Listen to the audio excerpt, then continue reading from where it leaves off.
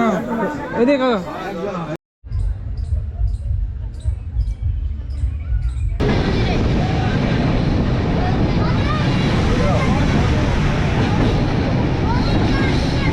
প্রতিটা শিব ঠাকুরে কিন্তু নাম কিন্তু লেখা আছে।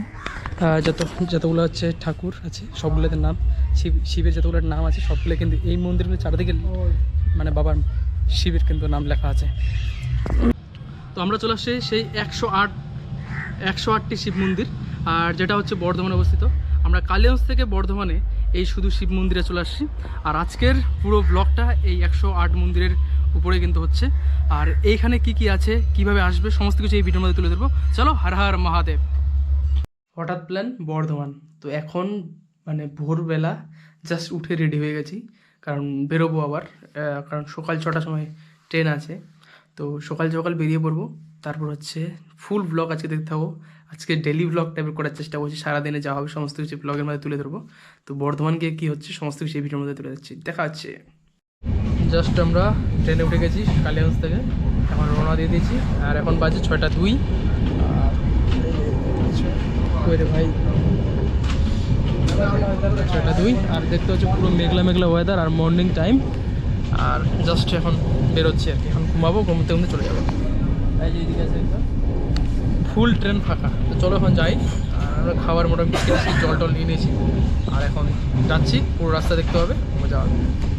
আর আমরা এখন করবো সকাল নাস্তা, ব্রেকফাস্ট করে নেবো বিস্কিট দিয়ে। এটা নতুন ফার্স্ট টাইম ট্রাই করবো এই বিস্কিটটা, রিকমেন্ড করলো যে ভালো বলে বিস্কিটটা। এখন চলো খাই দেখি কেমন ছির রে।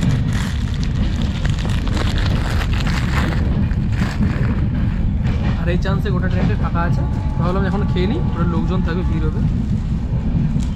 হয়ে গেছে। ভালো হয়েছে। একটু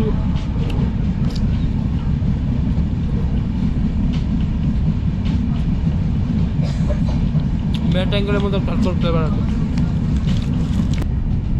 যদি ইন্টারেস্টিং ভিডিও দেখানো থাকে তখন তাদের এখন আমরা শুয়ে যাবো, শুয়ে ঘুমাতে ঘুমাতে চলে যাবো মালদা গিয়ে ফারাক্কা ব্রিজ দেখাচ্ছে একবারে।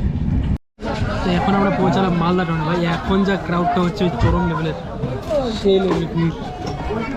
আমরা আছি হচ্ছে বারশো কিন্তু নেমেছি লেবুচা।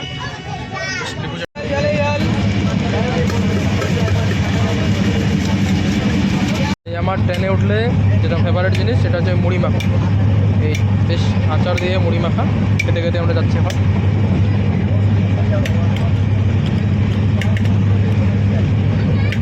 এখন শামসি স্টেশনটা ক্রস করছি, এখন ঢুকবো হচ্ছে মালদা। আলুগুলোর কী অবস্থা দেখতে পাচ্ছ, পুরো একদম ভিজে শেষ এই বৃষ্টির কারণে। দেখতেছ সব আলুগুলো সবাই বাইরে রেখে দিয়েছে, তিরপাল দিয়ে ঢেকে রেখে দিয়েছে। বিল কা বিল, আমি অনেক জায়গায় দেখলাম, কিন্তু এই জায়গাও দেখতে পাচ্ছি। ভাই আলুর অবস্থা কী ভাই হয়েছে একবারে। আর বৃষ্টির জন্য দেখতে পাচ্ছ জমিগুলোর অবস্থা কী। পুরো রাস্তা একদম ফাঁকা, কোনো জল নাই একটা। তো আমরা এখন নিচ্ছি হচ্ছে এখান থেকে রুটি বললো, তো এখানে পরোটা বাজে না, রুটি বাজে দেখা যায়।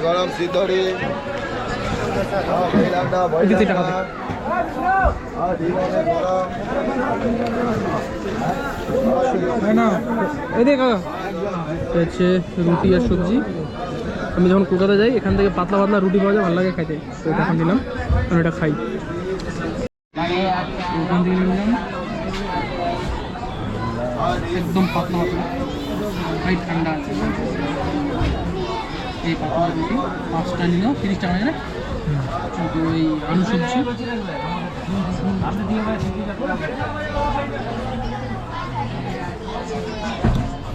না ভাই, এটা 15 টাকার রুটি, কিন্তু এটা ভাই অনেক রাতের। এরকম 10টা খেলেও পেট পড়বে, কিন্তু সবজিটা গরম আছে।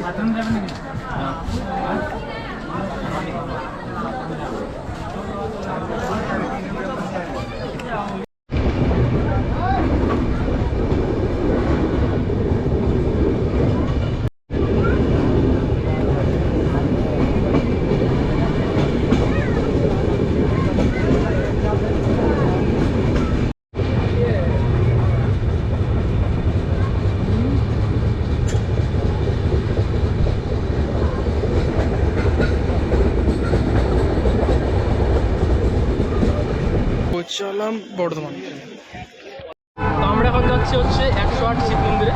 আর আমরা বর্ধমান বাস স্টেশন থেকে বেরিয়ে হাত খেয়ে আমরা এখন টোটো ধরে বেরোলাম। চলে এখন পৌঁছাই, তারপর হচ্ছে দেখা হচ্ছে। মন্দিরে কিন্তু সবাই পুজো দিচ্ছে, আর এখানে সব ধূপকাঠি আর প্রদীপ রাখার জন্য আর এদিকে দান বাক্স আছে। জাস্ট আমরা এখান থেকে শুরু করলাম।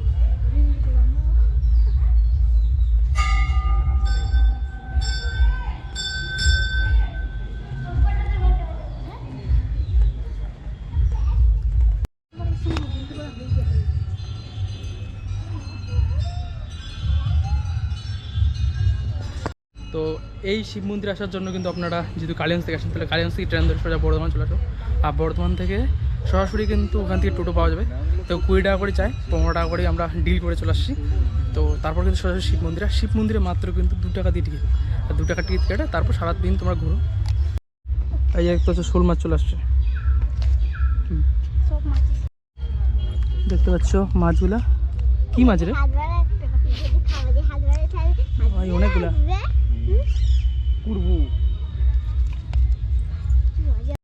আর এখানে আছে মা পার্বতী মন্দির,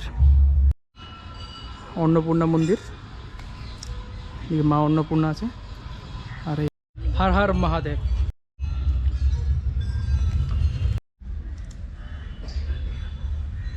রাম আর সীতা মা, আর এখানে নিচে আছে হনুমান। আর জায়গাটা দেখো, মন্দিরটা কত সুন্দর।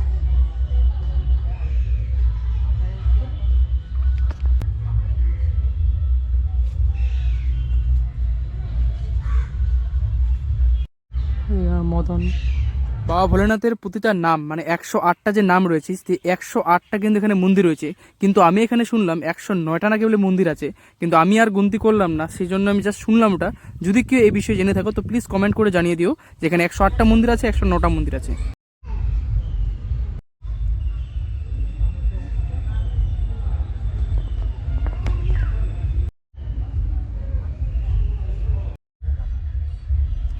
আর এখানে 2টা পুকুর আছে, আর চারদিকে যে ফুল বাগানগুলো আছে খুব সুন্দর লাগছে। ছবি তোলার জন্য ভাই দারুণ জায়গাটা।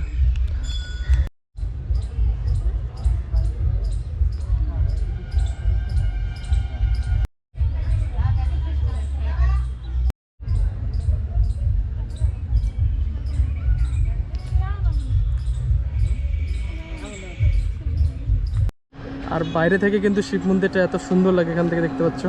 মন্দির থেকে বেরিয়ে পড়লাম, এখন প্ল্যান হচ্ছে অন্য কোথাও যাওয়ার ঘুরতে।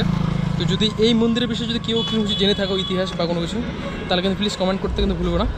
তো প্লিজ কমেন্ট করো। আর অনেক ব্লগ আসতেছে ইউটিউবে, কিন্তু মানে এডিট করার সময় হচ্ছে না, বেশি বিষয়টা হচ্ছে এটা। তো ধীরে ধীরে আসতেছে অনেক কিছু ব্লগ। আবার নেক্সট শনিবার দিন কিন্তু আবার বেরোচ্ছি আমি ঘুরতে, আবার ব্লগ আসতেছে।